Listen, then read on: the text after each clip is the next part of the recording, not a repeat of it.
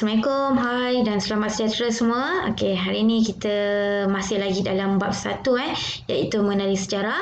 Akan tetapi cikgu nak terangkan dua subtopik untuk penerangan kali ini, iaitu subtopik 1.3 masa silam dan ruang dalam sejarah dan subtopik 1.4 sumber sejarah. Okey, subtopik 1.3 masa silam dan ruang masa dalam sejarah. Okey, kenapa kita kena belajar, kita kena fahamkan subtopik 1.3 ni. Okey, pentingnya supaya kita boleh dapat fahamkan konsep sesuatu masa yang disebut dalam sejarah dan seterusnya kita boleh membayangkan peristiwa itu berlaku bila. Okey, seterusnya dalam subtopik ini, 4 perkara penting yang awak kena fahamkan ya. Yang pertama, masa silam. Yang kedua, kronologi. Yang ketiga, ruang masa. Yang keempat, konsep masa. Okey, masa silam. Kita selalu dengar masa silam.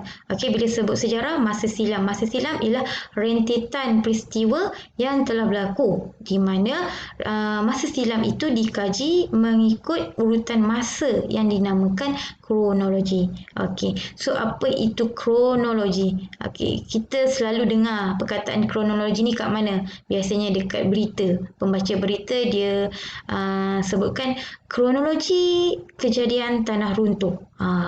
Maksudnya apa tu? Okey, so apa maksud kronologi? Kronologi ni ialah rentetan. Rentetan ni ialah urutan. Okey, peristiwa yang berlaku mengikut masa dari awal hingga akhir. Jadi tadi saya sebutkan contoh kronologi kejadian tanah runtuh. Jadi urutan ataupun rentetan kejadian tanah runtuh itu berlaku bagaimana daripada awal hingga akhir. Okey, seterusnya ialah ruang masa. Okey, yang dapat dibahagikan kepada dekad, abad dan alaf. Okey, nanti cikgu terangkan abad tu berapa tahun, dekad berapa tahun, alaf berapa tahun. Dan yang terakhir ialah konsep masa yang diukur mengikut zaman. Okey, contohnya zaman A, kemudian zaman B, zaman C dan seterusnya. Okey, so kita pergi lagi. Contoh ruang masa dalam sejarah Malaysia. So negara kita ni, kita ada beberapa era, kita ada beberapa zaman yang telah kita lalui. Okey. Yang pertama, kita pernah alami zaman era Kesultanan Melayu Melaka. Dekat sini awak akan belajar macam mana wujudnya Melaka, kegemilangan Melaka dan akhirnya kejatuhan Melaka. So ketika era Kesultanan Melayu Melaka ni, Melaka memang terkenal peringkat antarabangsa. Sebabnya kerana kejayaannya dalam perdagangan, sehingga kan pedagang-pedagang daripada Arab, daripada India, China datang. Okey. So seterusnya ialah berlakunya era ataupun zaman kemunculan kuasa-kuasa luar. Maksud kuasa-kuasa luar ni ialah penjajah, pendatang asing yang datang ke Malaysia. Kenapa mereka datang? Contohnya Portugis datang ke Melaka kerana ingin menguasai perdagangan Melaka sebab dia nak mengawak keuntungan kekayaan Melaka. So ketika era ini, zaman ini, maka berlakulah peperangan, berlakulah penjajahan dan sebagainya. Okey. Kemudian kita pergi kepada era atau zaman kemerdekaan negara. Ketika ni kita dah bebas penjajah, kita dah merdeka. Okey. Ini contoh yang ada di Malaysia. Okey, seterusnya kita tengok garis masa. Okey, dia ada sebelum Masihi, dekad, abad dan alaf. Tadi cikgu nak terangkan kan, dekad berapa tahun dan sebagainya. Okey, so kenapa awak kena tahu ini semua? Supaya awak boleh faham dan awak boleh imaginekan sesuatu peristiwa itu berlaku bila. Okey, dia tak sebut berlaku pada tahun 1400 hingga bla bla bla dan sebagainya. Biasanya dalam buku sejarah, dalam buku teks sejarah pun awak akan jumpa peristiwa ini berlaku pada abad ke-14, pada abad ke-3. Jadi awak akan tertanya-tanya, cikgu, abad ke-3 bila berlaku abad ke-3 tu? So kat sini cikgu nak terangkanlah. Okey, so sebelum Masihi ialah SM, zaman sebelum kelahiran Nabi Isa. Masihi M zaman selepas kelahiran Nabi Isa, dekad jangka masa 10 tahun. 1 dekad 10 tahun, 2 dekad 20 tahun. Okey. Jadi abad ialah 100 tahun dan alaf 1000 tahun. So dekad, abad, alaf 10, 100 dan 1000. Okey, boleh ingat? Okey. Okay, so saya harap awak ingatlah. Okey. Okey, seterusnya saya bagi penerangan tentang abad 100 tahun. Sebab dalam buku teks nanti awak akan jumpa banyak perkataan abad. Okey.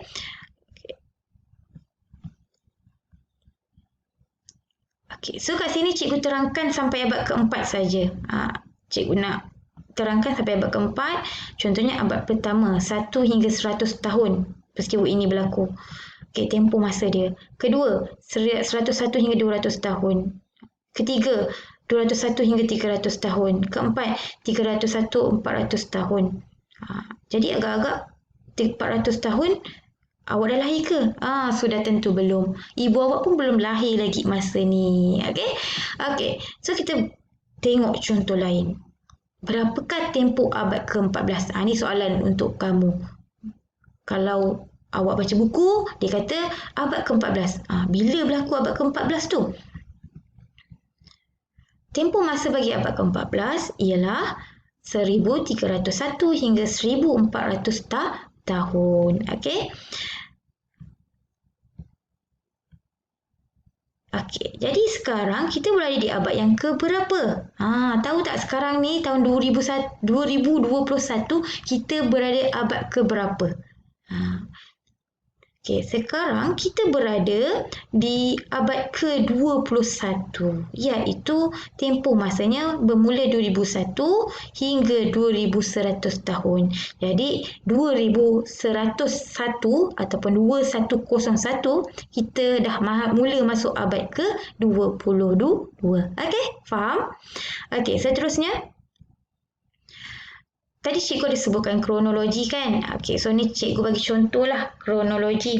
Okey, di mana kronologi ni mestilah mengikut urutan daripada awal hingga akhir. Okey, kalau awak tengok pun garis masa yang saya tunjuk ni ikut urutan kan?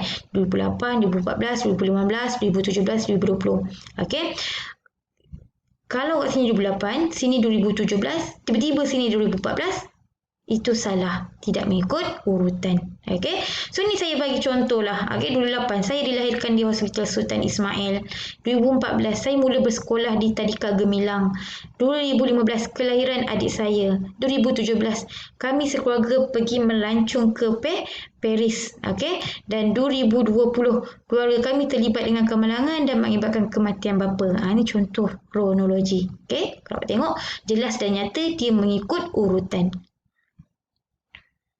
Okey, kita masuk ke subtopik 1.4 iaitu sumber sejarah.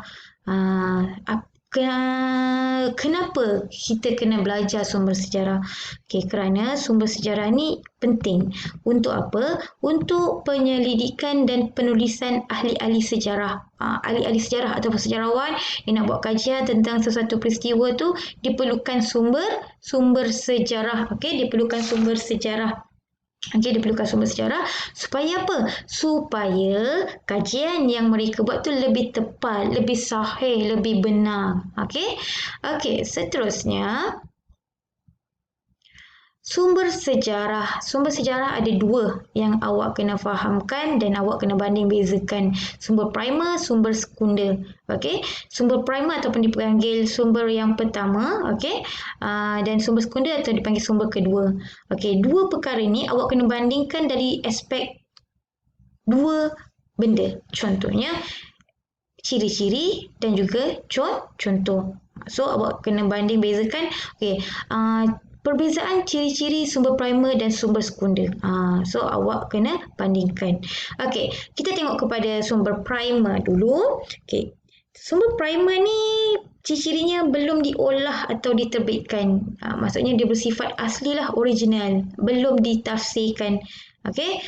Contohnya kita jumpa tunan dinosaur. Belum ditafsirkan, kita tak tahu tunan dinosaur itu spesies apa, dia mati sebab apa, bila tempoh hayat dia.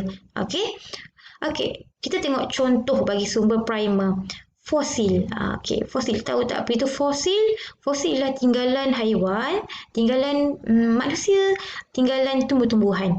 Contohnya macam rangka manusia, tengkorak.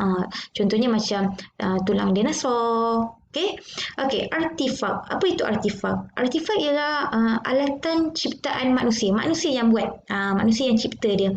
Kenapa manusia cipta alat? Untuk mereka melakukan pertanian, perdagangan dan sebagainya. Okey, contohnya macam kapak, contohnya macam apa lagi, loceng gangsa dan sebagainya. Okey, bukan artifak. Okey, bukan artifak ialah bukan artifak ni lebih kepada data arkeologi. Okey, yang menunjukkan budaya manusia. Okay, so bukan artifak ni dia lebih kepada struktur binaan. Contohnya macam candi. Candi ni ialah tempat ibadat penganut agama Hindu dan Buddha. Contohnya macam dinding kota. Okay, so dia lebih kepada struktur binaan. Okay, batu bersurat. Batu bersurat ni ialah batu di mana permukaannya ada tulisan iaitu tulisan Jawi. Okay, contohnya batu bersurat Terengganu. Batu bersurat Terengganu seperti yang kita sedia maklum menunjukkan bukti kedatangan agama Islam di Terengganu. Okay, keterangan lisan. Keterangan lisan ni ialah orang yang menjadi saksi sesuatu kejadian. Contohnya kejadian kemalangan. Siapa yang ada kat situ yang boleh ceritakan punca kejadian tersebut, macam mana berlakunya kejadian tersebut. Okey, dokumen rasmi ni macam kad pengenalan, surat beranak dan sebagainya. Okey, manuskrip ni ialah tulisan asal. Okey, tulisan asal. Okey, oh ya, satu lagi, diary. Diary, tahu diary? Okey, diary pun ialah salah satu contoh sumber primer. Bukan diary awak kalau diary awak tu macam hobi saya bermain PUBG, okey, cita-cita saya menjadi YouTuber. Oh no, bukan, itu bukan kita bukan boleh dikatakan sebagai sumber sejarah lah. Okay, diary ni diary yang dimasukkan sebagai sumber primer ni ialah diary tokoh-tokoh. Contohnya diary Tun Dr. Mahathir. Sebab dalam sejarah ni kita kaji tentang tokoh-tokoh. Okey, kita kaji tentang tokoh-tokoh. Okey, faham? Okey, seterusnya ialah sumber sekunder. Sumber sekunder ialah ciri-cirinya telah diolah. Okey, kalau awak nak faham, sumber sekunder ni dia berbalik ataupun berlawanan dengan sumber primer.